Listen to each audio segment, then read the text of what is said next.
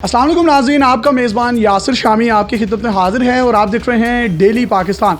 सैयद इकरारुल हसन पर लाहौर में हमला हुआ, बहुत से लोगों ने इनको मारा, बहुत से लोग कह रहे हैं कि इन पर फायरिंग हुई, फायरिंग करके वो लोग वहां से निकल गए। वो असल मामला था क्या, उस मामले के नतीजे में इनको कितनी चोटें आई और उन्होंने इनको पहचाना या नहीं पहचाना, वो भी एक बहुत बड़ा सवाल है। क्योंकि इकरारुल हसन एक ब्रांड है, जहाँ जाता है दुनिया इसके साथ सेल्फियां लेती है। इनके साथ दो दोस्त भी मौजूद थे, शकील जैदी साहब और शुएब भट्टी साहब। सारा वाकया हुआ कैसे, ये इन्हीं की जुबानी सुनते हैं। सर, निहायत अफसोसनाक वाकया आपके साथ पेश आया। मैं चाहता हूँ कि अपनी जुबानी बताएं कि असल में हुआ क्या था, लोगों को क्यूरियोसिटी है। ये नवाज शरीफ इंटरचेंज है जो जहाँ से फेज 5 शुरू होता है DHA का, वहाँ से 2-3 गाड़ियाँ, फॉर्चूनर जो गाड़ी है और एक ब्लैक वीगो थी और उसके आगे भी 1-2 करोलाज और बाकी गाड़ियाँ भी। ये हमें लिटरली टकरे मारते हुए राइट लेफ्ट करते हुए ये वतीन चौक की तरफ आगे की तरफ जा रहे थे। 3 लोग गाड़ी में सवार थे? 3 लोग नॉर्मल अपना हम एक जाती काम से आ रहे थे। ड्राइव कर रहे थे आप? नहीं, शुएब भाई ड्राइव कर रहे थे और मैं बिल्कुल पिछली सीट पे बैठा हुआ था। जब उन्होंने ये हरकत करना की तो मैंने शुरू की तो मैंने पिछली सीट पे, आमतौर पे बाहर से नजर भी नहीं आ सकता कि आप वीडियो बना रहे हैं, सिर्फ इस नियत से कि अब अगर ये कंटिन्यू करते हैं तो हम एटलीस्ट जाके कंप्लेन कहीं फाइल कर सकें कि भाई ये गाड़ियों के नंबर हैं और इस तरह से ये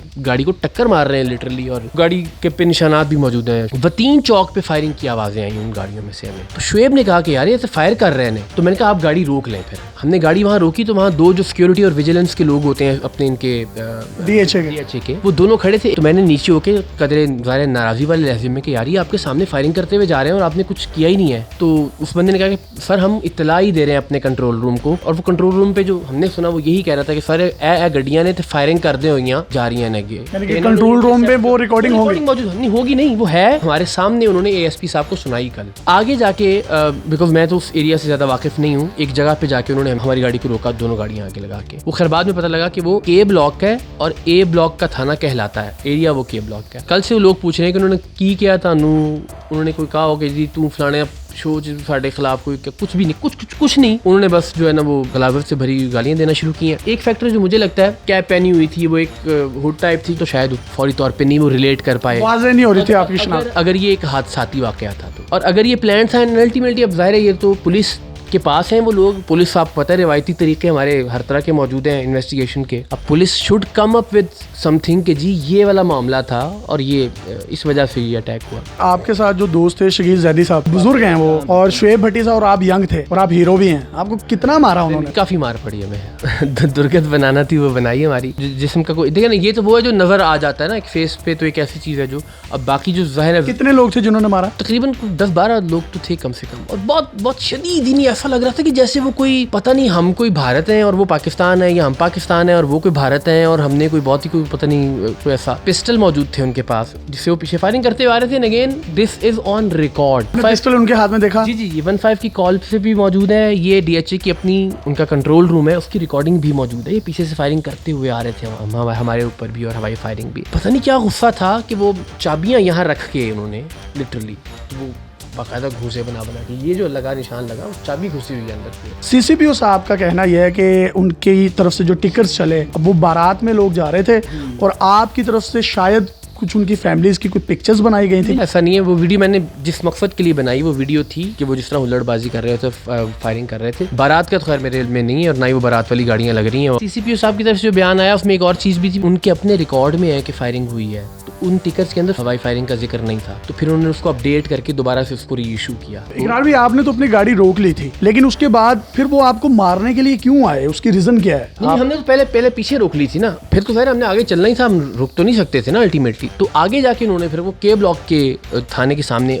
आप उनकी दीदा दिलेरी ये देखिए कि सामने थाना है। थाने ने भी जितनी जल्दी रिस्पॉन्ड करना चाहिए था, अनफॉर्चुनेटली उतनी जल्दी, हमें को 10-15 मिनट हम ज़ेरे ताब रहे हैं। अब हमारी फिर वही बात है, हमेशा से कोशिश ये रही है कि हम हाथ ना उठाएं। फर्क नहीं रहता अगर एक बंदा जो आपके ऊपर फॉल्ट कर रहा है, आप भी अगर उसी की तरफ से रिएक्ट करना शुरू कर देते हैं, या आप भी मुक्के मारना शुरू करते हैं उसको, या आप भी लथड़ मारना शुरू करते हैं, तो फिर आप पे उसमें कोई फर्क बाकी नहीं रहता ना। मैं जो कर सकता था वो ये कर सकता था कि मैंने कल से अब तक इस वाक़े के हवाले से कोई हतमी राय بغیر کسی ایویڈنس پہ پہنچے ہوئے یا تحقیق پہ پہنچے ہوئے نہیں دی ہے. جو کیا انہوں نے اللہ کا اور ان کا معاملہ. میں ہمیشہ یہ سمجھتا ہوں کہ میری ذاتی اینیمیٹی کسی سے کچھ نہیں ہے. یہ جو کچھ انہوں نے کیا تو اگین وہ میرے کام کی وجہ سے تھا. میرا کوئی ذاتی دشمنی نہیں تھی, کوئی جائیداد کا جھگڑا نہیں تھا, کوئی میں نے ان کی بھینس نہیں چرائی تھی یا انہوں نے میری کوئی بھینس نہیں چرائی تھی. اگر کسی پروگرام کا کوئی پرانا ان کا غصہ تھا, اگر کوئی سیاسی معاملہ تھا, اگر CCPO کی بات بھی آپ نہ مان لیں, چلیں ٹھیک مان لیں, اگر وہ والا معاملہ, تو کسی بھی صورت میں میرا کسی کے ساتھ کبھی کوئی ذاتی اناد یا دشمنی نہیں رہی. ایشو بیسڈ اختلاف ہوتا ہے اور وہ ہمیشہ کوشش کروں گا میں اچھے طریقے سے احترام کے ساتھ اس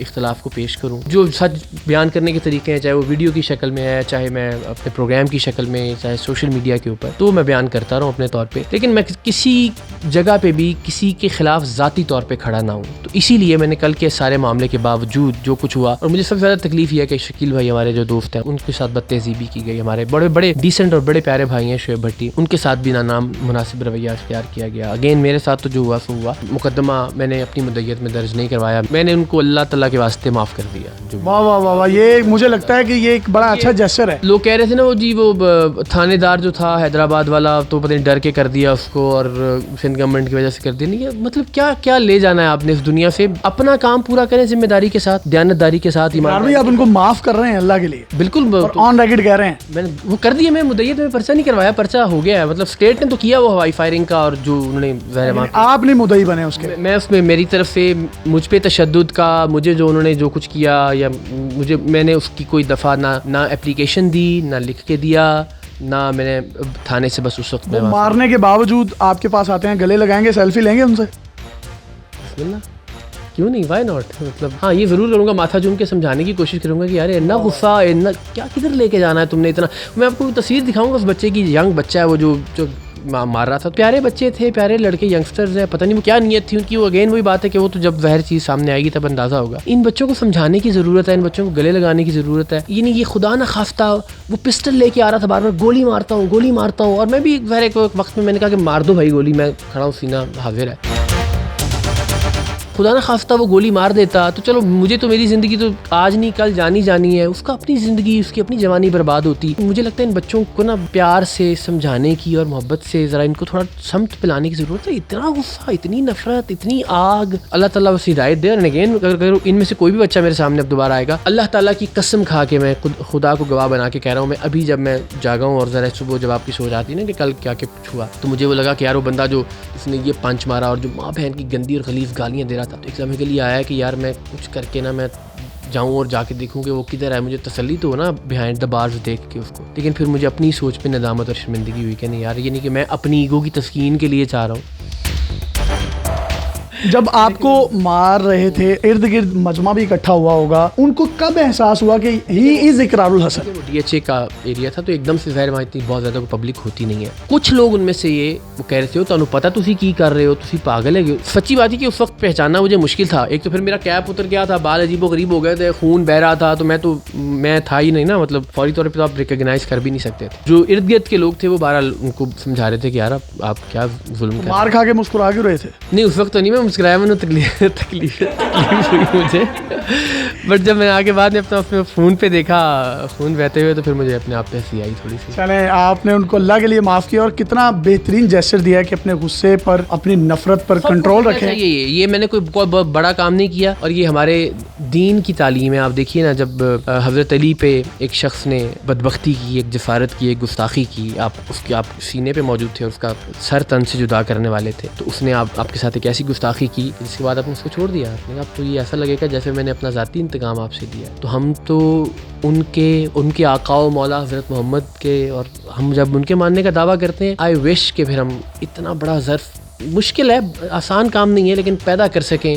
کہ یار آپ سے کسی نے اگر زیادتی کی ہے, آپ سے کسی نے ظلم کیا ہے, دیکھیں آپ کا کام اپنی جگہ پہ, اس پہ کوئی کمپرومائز نہیں ہے. کسی کے ساتھ کوئی زیادتی کر رہا ہے تو بس پھر کھڑے ہیں ہم اس کے ساتھ. کسی کے ساتھ کوئی اگر ظلم کر رہا ہے تو پھر ہم انشاءاللہ اس کو پوری قوت کے ساتھ بے نقاب کریں گے. مگر جب آپ کی ذات پہ بات آ گئی ہے نا, تو پھر پروردگار. مجھے بڑا فخر ہے کہ آپ سینئر بھی ہیں, استاد بھی ہیں, اور میرے دوست بھی ہیں, اور آپ نے اللہ کے لیے معاف کیا ہے. اس کے بعد آپ سے محبت مزید بڑھ گئی ہے, لیکن وہ دوستی کی لیوریج لیتے ہوئے میں پوچھوں گا, آپ کو چپیٹ پڑی, مکہ پڑا, گھونسا پڑا, سب سے زیادہ کون سی چیز لگی ہے؟ بہت آیا ہوگا ویسے.